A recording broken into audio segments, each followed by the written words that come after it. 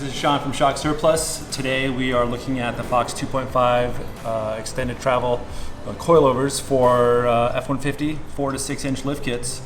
They actually aren't extended travel over the existing lift kits, but you do have the ability to preload a little bit more or a little bit less in the 4 to 6.5 inch range. So what we're doing on this new F-150 today, well, it's actually a 2015, so it's not too new. We're doing 2.5s in the front with reservoirs, and then in the rear we are doing 2.0s, mainly because Fox doesn't offer a 2.5 inch shock for the 4 to 6 inch lift systems. So today we're going to show you guys basically the difference between existing lift kits that use a spacer on top of the factory height struts and then replacing that entire tower with a brand new system from Fox here, that this does not require the use of a spacer. So pretty large parts. You're going to see a much better ride with these in front, especially handling 35s, 37s. The F-150 we have here today is on 37s, so these are going to be a big difference in how this guy's truck handles. Looking forward to it.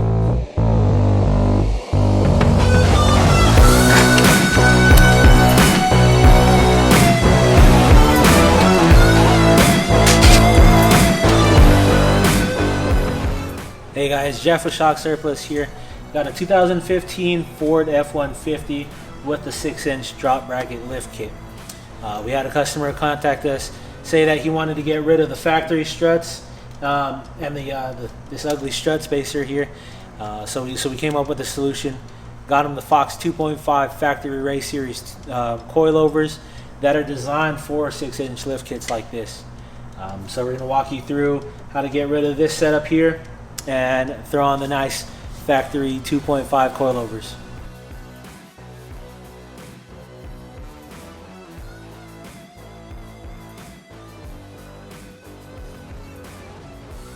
Off of the spindle, a 18mm to get this upper control arm off of the spindle, and the 18mm to loosen the sway bar end link off of the control arm, and then a 17mm wrench up here to remove the 3 top nuts, and then a 10mm socket just to remove this bracket off of the spindle so you have more room.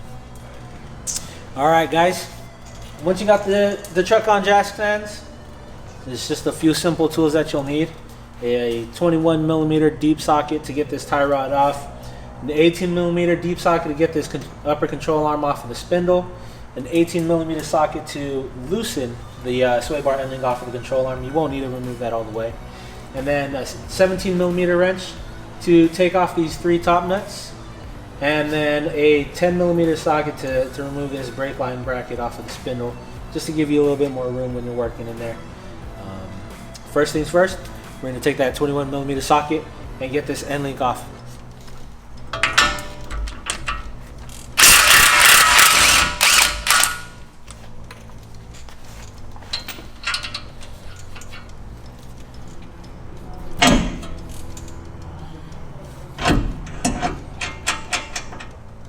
Alright, so we got that 21mm nut loose off of the spindle. If you don't have a tie rod separator, you can knock it loose. You just want to take a hammer and take a couple whacks at this spindle, and a couple whacks will usually get it loose enough to be able to get this tie rod off of that spindle. Once you get that loose, you're going to take that 18mm socket and break this nut off, and then you'll want to do the same with that hammer. Knock it a couple of times, and this upper control arm should break free.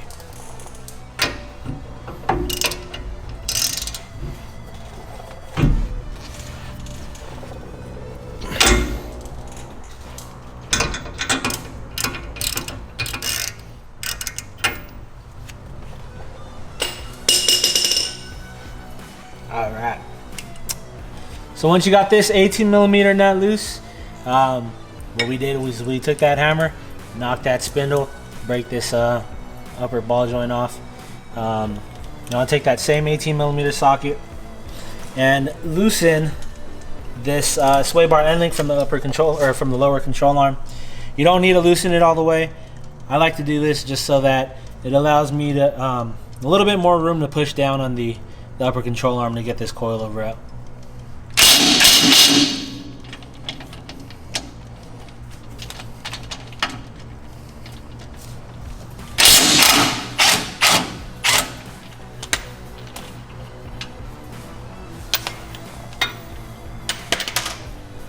Once you have this sway bar end link loose off of that upper control arm, you're going to take a 10mm socket and remove this brake line bracket off of this spindle.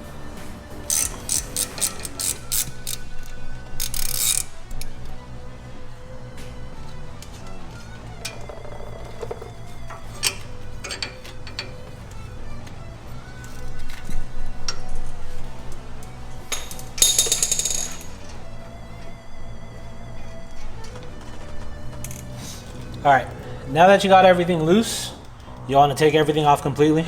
So just remove this nut off the tie rod.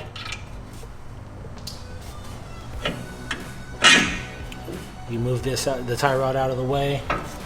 Then you take your spindle, take this nut off,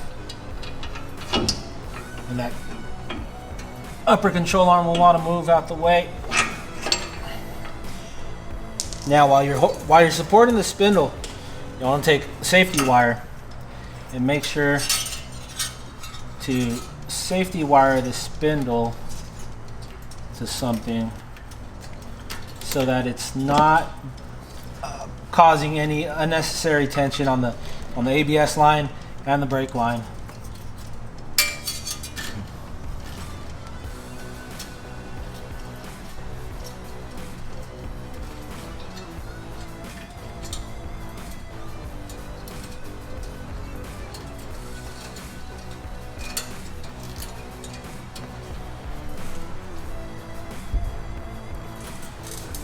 Make sure everything is loose.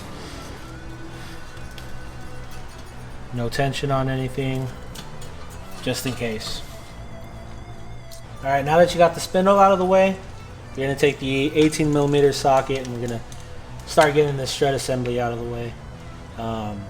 Take that 18mm socket. There's going to be 2 nuts on the bottom side of this control arm. You want to loosen those. Take those off.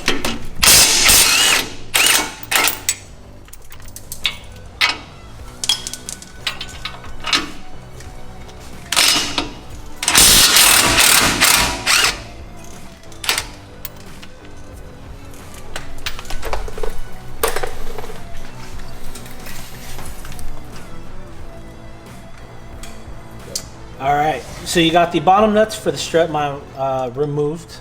Next step is you're going to take that 17mm wrench and take these 3 top nuts off on the strut mount.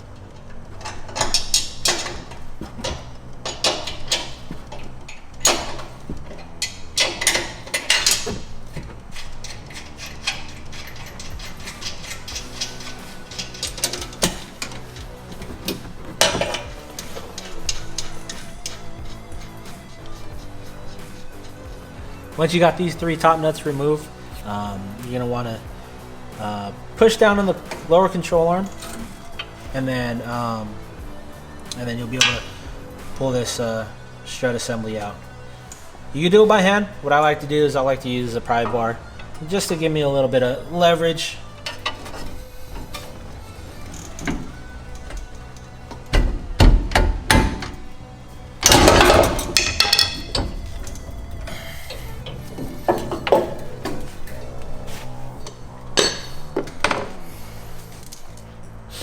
Alright, when you have your coilovers, you're going to want to look at the top mounts.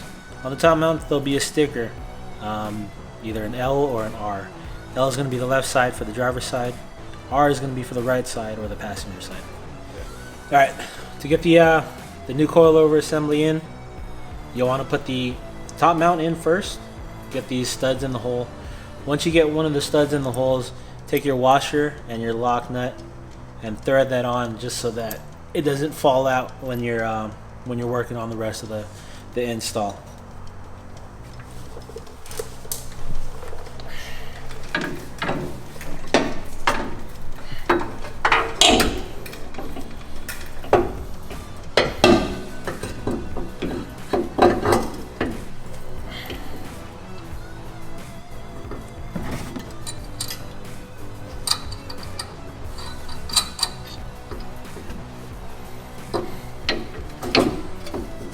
you're gonna push on the lower control arm, be able to get this to slide in.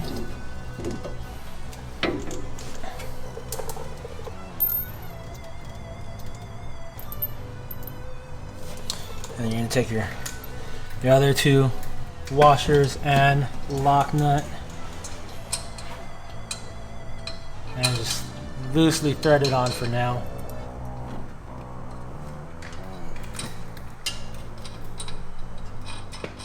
Once you have the washers and the lock nuts up at the top, what I like to do is I'll take a screwdriver and I'll go to these bottom mounts, and oftentimes the bottom mounts will be a little bit crooked or a little bit misaligned with the holes on the bottom. So I'll take this screwdriver and I'll kind of just push that in and kind of rotate the lower mounts just to make installing these bolts from the bottom a little bit easier. You take your bolts from the bottom, make sure that gets aligned.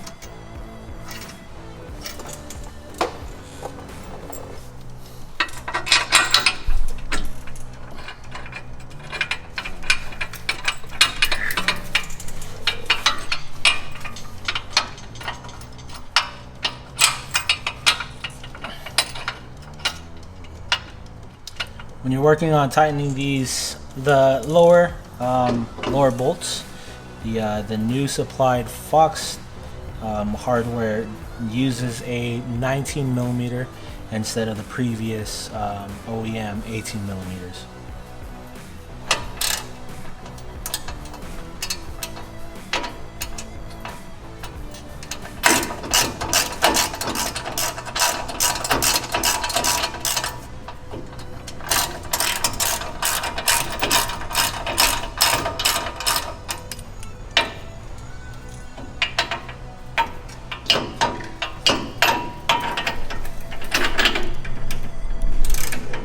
Once you got the lowers bolted in, you're going to want to take that 17 millimeter wrench. Make sure you go ahead and tighten these top nuts.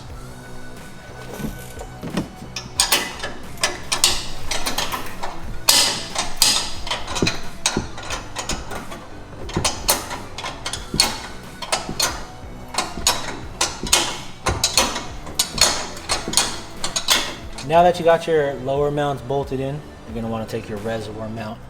And this is going to go up at the top here. You're going to want to align the two of the bolts into these holes.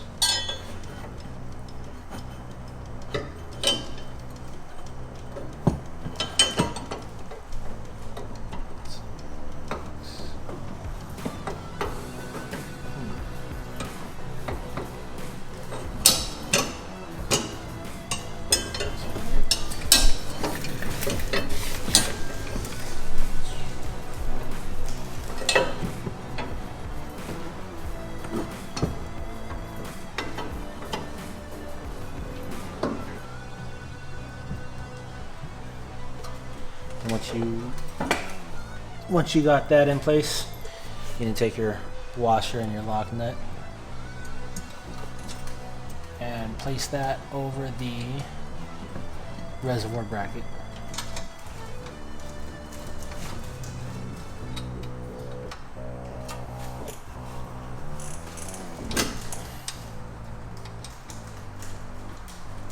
Once you have the reservoir mount loosely put onto the top mounts, what you want to do is loosen up the hose clamps so that they're as big as they can be, and this is going to make the next steps easier.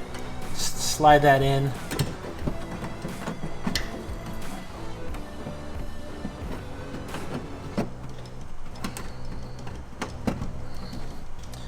And take the other one, slide that over here. That way, when you tighten the reservoir mount, you won't be fighting this to put the hose clamp in. And then you take your 17mm wrench, and then you're just going to torque these top nuts down.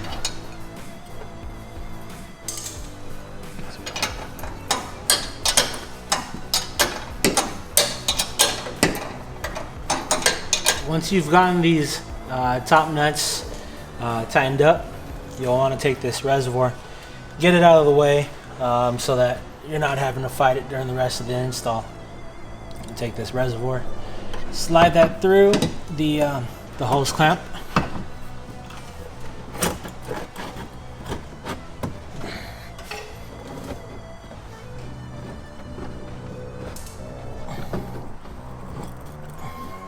All right, once you got the spindle or the upper control arm ball joint in the spindle, you got your tie rod ball joint in the spindle, you got your brake line bracket loosely threaded in. You're just gonna go ahead and tighten everything up the same way you did removing. So we're gonna tighten up the upper control arm ball joint first, then we're gonna do the tie rod.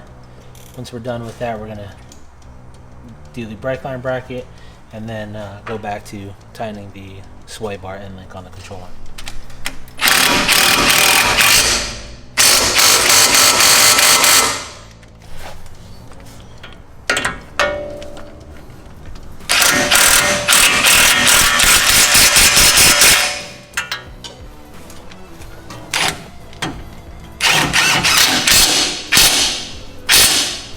Regardless.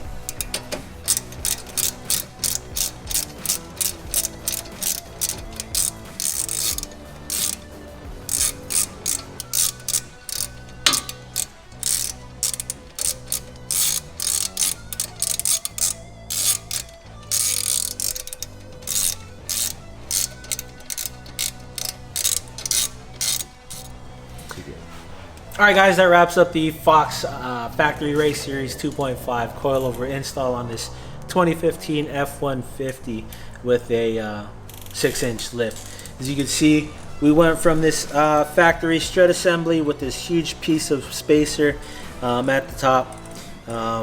It worked, but going with this Fox 2.0 coilover setup that's designed specifically for a 4 to 6 inch lift is going to be not only going to look a lot better, but it's also going to be performing a lot better than the old factory setup that he had. We got this wrapped up, so now we're going to be working on the rear. We're going to be going with the Fox Performance 2.0 shocks in the rear.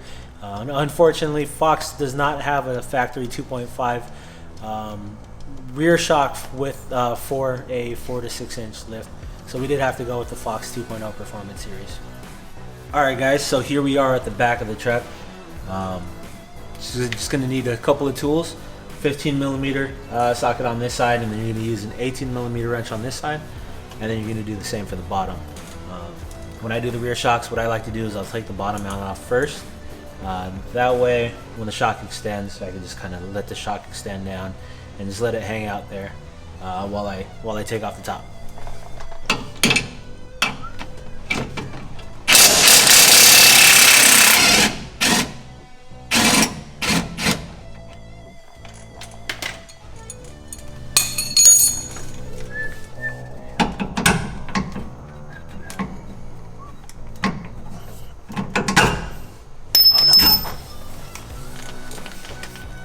Once you got the bottom out, it's time to take off that top.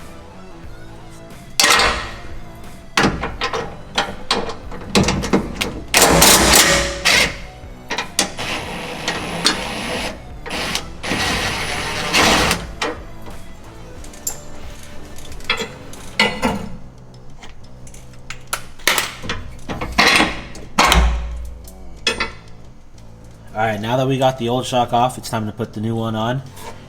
What I like to do is I like to keep the strap on, and I like to do the bottom mount first.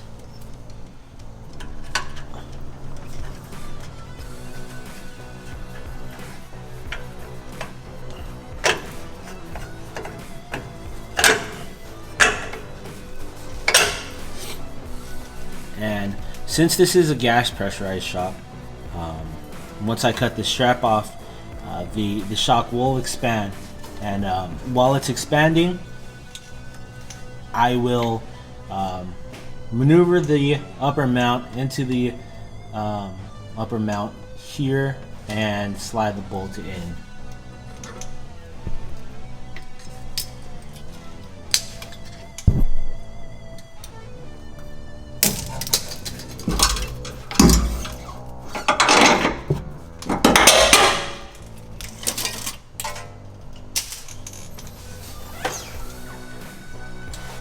And you just take the nuts,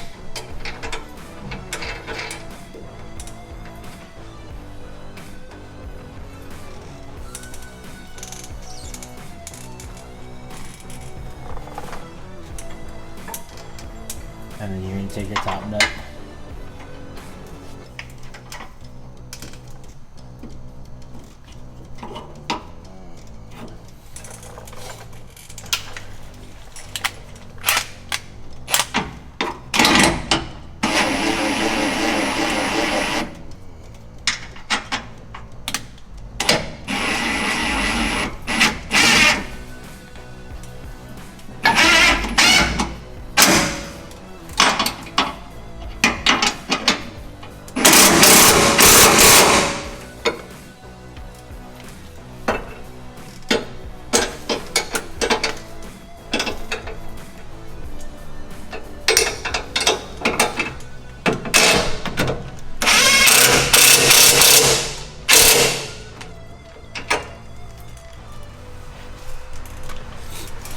And you just installed the rear shocks.